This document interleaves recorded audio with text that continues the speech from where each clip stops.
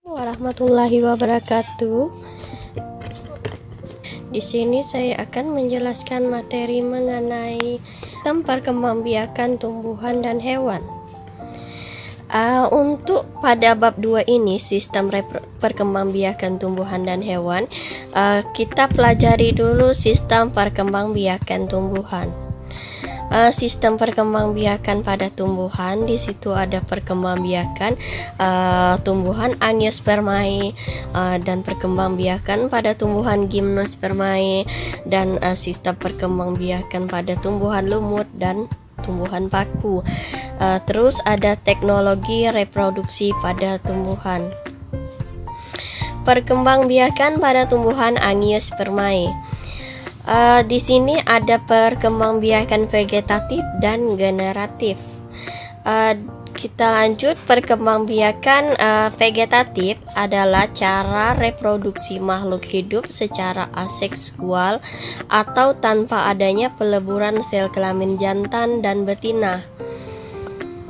Contoh dari vegetatif alami di sini ada rizoma, stolon, umbi lapis, umbi batang, tunas, dan tunas adventif. Vegetatif buatan itu ada stek, runduk, dan cangkok. Kita lanjut pada generatif. Perkembangbiakan generatif merupakan perkembangbiakan yang terjadi melalui pertemuan antara gamet jantan dan gamet betina. Baiklah, kita perhatikan mekanisme pembuahan ganda pada Angiospermae. Di sini siklusnya ada, kita perhatikan alat kelaminnya dulu. Ada kepala sari, saluran, polem, putik, bakal buah, bakal biji. Di sini pada tumbuhan ada berkecambah, lalu biji. Setelah biji itu ada calon tumbuhan baru, dan setelah hasil pembuahan di situ ada fertilisasi. Terus ini ada contoh apanya ya, putik serbuk sari membentuk buluh sperma. Perkembangbiakan pada tumbuhan Gymnospermae. Pertama, tumbuhan Gymnospermae memiliki alat reproduksi berupa storobilus. Storobilus jantan menghasilkan gamet jantan atau serbuk sari, sedangkan storobilus betina menghasilkan gamet betina. Reproduksi pada Gymnospermae diawali dengan penyerbukan dengan bantuan angin. Serbuk sari dilengkapi dengan sayap sehingga memudahkan gerakannya menuju storobilus betina. Pada bakal biji megaspora terdapat struktur liang biji atau mikrofil dan kantong serbuk sari yang mengganti fungsi bunga sebagai organ reproduksi. Di sini ada metagenesis tumbuhan Gymnospermae. Ini ada tumbuhan Gymnospermae. Di sini ada Strobius jantan dan Strobius betina. Perbedaannya bisa dilihat pada Strobius jantan. Dia fase-fasenya menjadi pertama mikrosporagium, sel induk mikroskropora, terus menjadi mikrospora, terus menjadi gametofit jantan, kemudian serbuk sari, dan berubah menjadi bulu serbuk sari dan spermatozoid.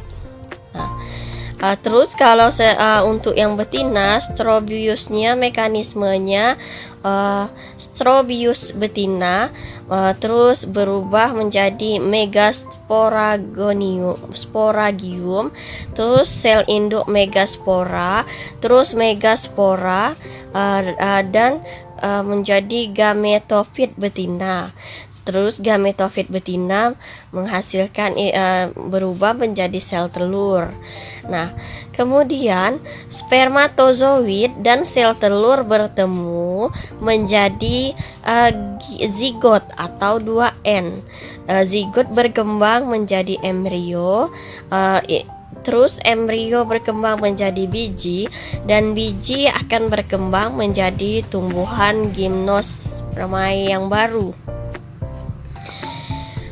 Untuk yang ketiga, perkembangbiakan pada tumbuhan lumut dan tumbuhan paku. Perkembangbiakan generatif dan perkembangbiakan vegetatif tumbuhan lumut dan tumbuhan paku berlangsung secara bergantian melalui suatu pergiliran keturunan yang disebut metagenesis. Fase vegetatif atau fase sporofit merupakan tahap saat tumbuhan menghasilkan spora, dengan fase generatif atau fase gametofit merupakan tahap di saat tumbuhan menghasilkan gamet. Perhatikan metagenesis tumbuhan lumut. Pertama, di situ ada sporagium. Sporagium itu menghasilkan spora, dan spora ini akan berubah menjadi protonema atau tumbuhan lumut muda. Terus berkembang menjadi gametofit atau tumbuhan lumut dewasa. Nah, tumbuhan lumut dewasa ini ada dua jenisnya, ada archegonium dan anterigonium.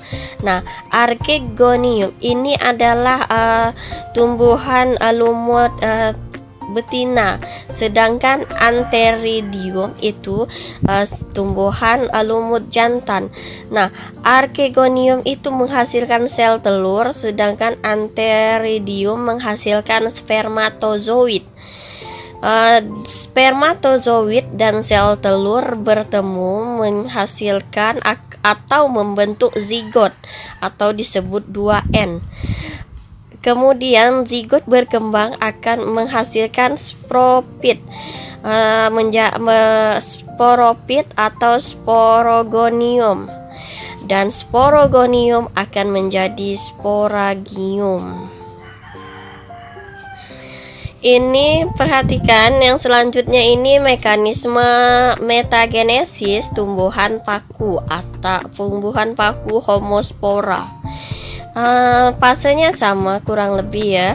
Di sini sporangium dari spora, ispora.